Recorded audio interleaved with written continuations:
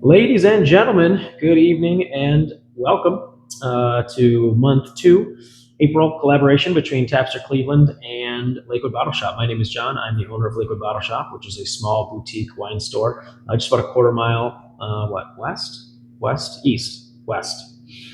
of Tapster, right on Detroit Avenue. And yeah, we're just working this out. Basically, I've selected four wines that I've recommended for Jordan to carry and serve to you guys there. There's just some tasting notes written in front of you, which I have penned.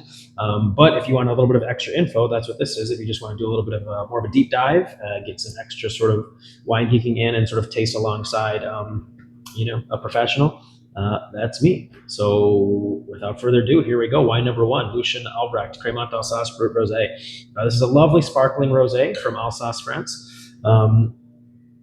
Cremant is actually a great word. I love teaching people about this. So Cremant here basically designates a sparkling wine that is made in the method of Champagne, i.e. it is bottle fermented, but not from the region of Champagne itself. So two things kind of make Champagne Champagne. One is kind of the soil and the terroir and the weather, which is really hard to duplicate. But number two is what we call method champenoise or method traditionnelle, which basically involves getting a still white wine, putting it into a bottle. I guess doesn't if it's rosé, it doesn't have to be, but still wine into a bottle, and they actually add a little bit of basically like sugar water and a little bit of yeast, and then cap it. And so the second fermentation, when that creates all that CO2, instead of it just floating up into the air like you do with a still wine, it actually gets trapped in the liquid.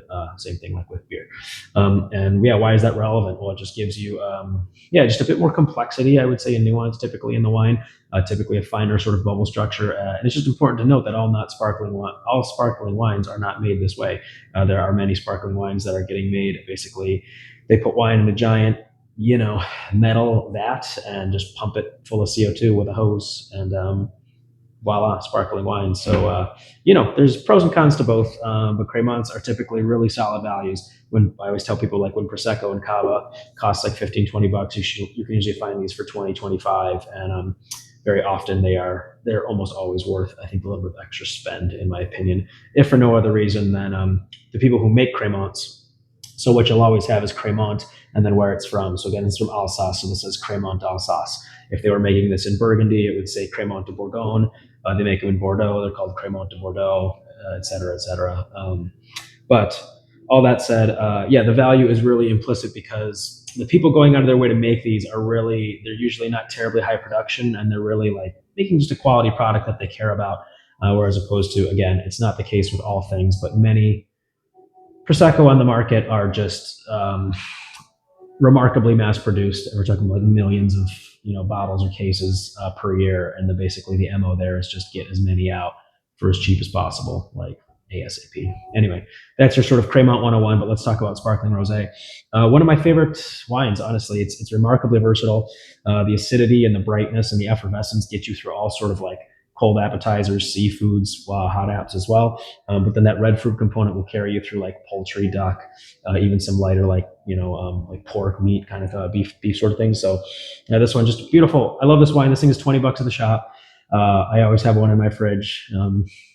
For special or non-special occasions, just ICE in case of emergency. It's remarkably bright, tremendous, like just core of juicy red fruit, followed up by just like a dry, sort of mouth-watering finish. So let's taste it. Mhm. Yeah, it's hard to beat. Like I said, remarkably pure core of like strawberry, raspberry, cherry, kind of all the red fruits. Super clean, no off flavors. And again, once you're done, your mouth is just salivating like crazy, and it just kind of hangs out and lingers there. And a super lovely wine for the price. Like it's very very hard to beat. Not even just for sparkling wine, just wine in general for $20. That's one of my absolute favorites. So yeah, that's Lucien Albrecht Cremant d'Alsace. They're rosé. They also make a non-rosé, which is super tasty as well. I happen to prefer the rosé a little bit better, so that's the one that I carry. Wine number two, Granbazan Albarino from Rias Baixas. So this is northwest Spain. Albarino is kind of the native, not kind of is the native white grape there. Albarino is a cool grape. It's what we call an aromatic white varietal. It's incredibly pronounced and intense on the nose. It's very sort of all kinds of fruit. A wine note we use for this a lot of time is almost like fruit salad. Like if you just mixed up a bunch of things: pineapple, melon, grape, berries, kind of toss it all around and let it kind of hang out there for an afternoon. It's just like this melange of things. It's very almost perfumed as well. There's some slight florality that you typically get there, almost like a potpourri thing. I think that's got all this stuff going on. It's almost sort of lemon lime soda-y as well, a little spritey. But yeah, Albarino is a very, like I said, bright, crisp, refreshing white wine from northwest Spain. Rias Baixas, Rias actually referring to these little like inlets or fjords that exist along the coastline there. So Rias meaning is a word for fjord, and then Baixas being the lower.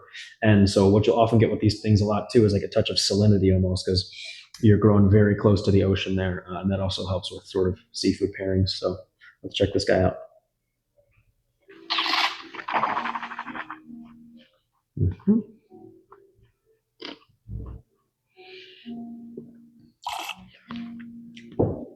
Yeah, I mean, I think especially following the Cremant here, and this was pretty fruity as well. I think it subdues the fruit in this to a tiny bit of degree, but everything just comes out. Yeah, it's super like white flower, jasmine, or stuff right now, almost like honeysuckle.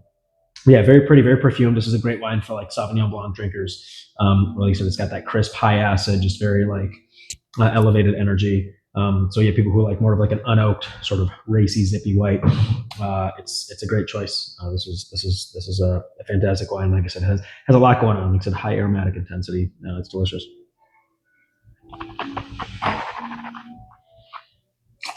All right.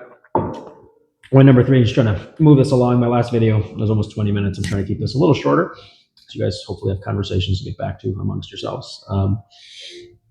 Amie Pinot Noir from Willamette Valley, 2023 vintage. So yeah, the thing about this, if you notice the color on this one too, kind of this just like pale ruby color, almost like a touch of orange on the back. But this is something I think it's worth mentioning. Pinot Noir is a grape that really should be, and it's when it's done well, it's based around sort of elegance, brightness, and acidity. There are a number of domestic Pinot Noir producers. I'm not going to shoot any shots here, or fire any shots rather, but that get a little, how do we say, out of pocket, I guess. Some Pinots, like, I don't mind if you're pouring Pinot Noir in your glass and it looks like dark, inky purple. I think that's like pause for concern straight off the rip. Like Pinot, it shouldn't be dark, it shouldn't be dense, it shouldn't be brooding for the most part. It's really, like I said, it's a grape of like finesse and elegance and brightness. And this wine, I think, really does a nice job of exhibiting this. As we said, Amie, Willamette. Yeah, that's really the only thing I want to say about this. Oregon. So why is Oregon kind of, I think people have known, Oregon Pinot Noir, why is this a thing? And part of what I just spoke about, the wine being known for sort of elegance and finesse, like I said, it relies on acidity to sort of structure it. And in order to have acidity, you need sort of a slightly cooler climate, right? So most of California is very warm and ripe. They're producing denser, more opulent versions of Pinot, some of which can be quite good, but some of which I think get a little bit, like I said, oversaturated, overly dense, overly ripe. And these are usually at sort of like lower price points as well. But if you move north up in latitude, right, you're going to have like average cooler temperatures and the sort of,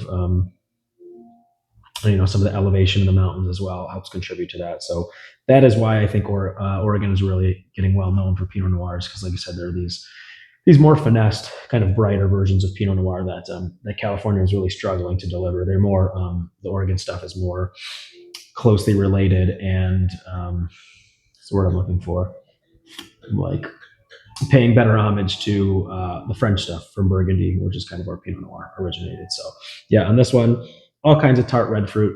Sort of tart cherry, cranberry, pomegranate. It's very lovely, but just, a hint of like baking spice and pepper, like something almost a little clovey in there.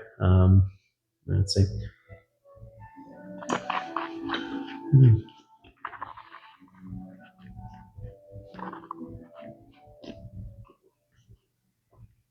Yeah.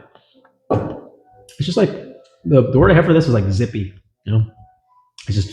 it's bright, it's fresh. Like I said, my mouth is just salivating like crazy. And that's great. Like that's exactly what you want when you're pairing with food. Good acidity, stuff that's gonna sort of, have your mouth watering and get you ready for that next bite of like whatever you're having. Again, something like duck, or like dark meat, roast chicken kind of thing, pork tenderloin, these sort of like middle tier meats could be good. Pinot Noir occasionally works with salmon.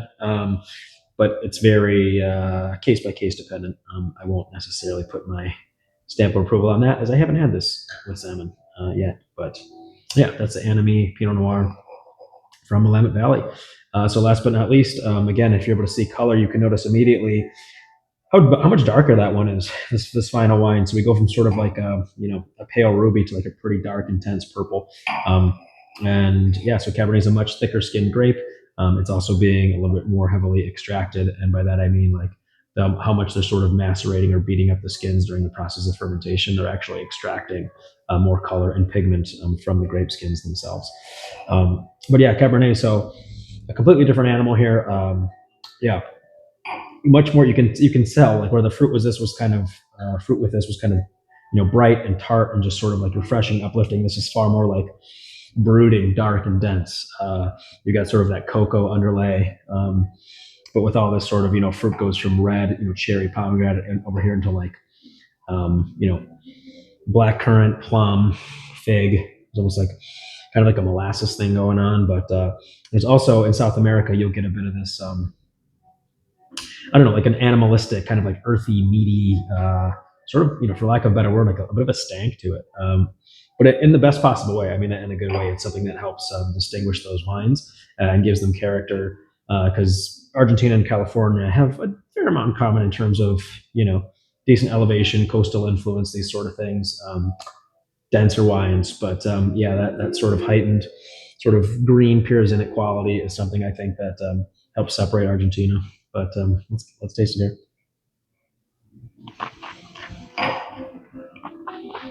Hmm. Yeah, that's cool. That's something to pay attention to. I mean, immediately here, I feel like kind of the weight and the texture of this as well. So not only is it darker, um, it's sort of fuller and richer. And so that's something about that's something to mention. Just this is what we call body, and I think it's a term that I like to sort of unpack for people when I'm able to. So a lot of times when people say they want a full-bodied wine, I think they're mischaracterizing it for what wine professionals actually refer to as intensity. They're saying like they want a wine with a lot of flavor, which we call like a high intensity wine.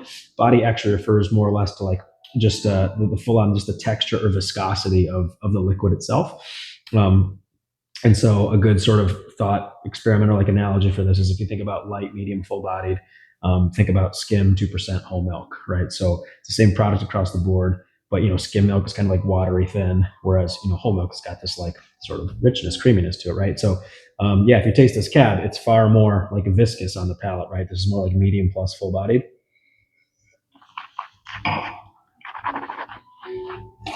It's like give that a sip and a swish. You feel where that's at, and then take a good swip of the Pinot. Sip, swig plus sip is swip. Uh, Copyright.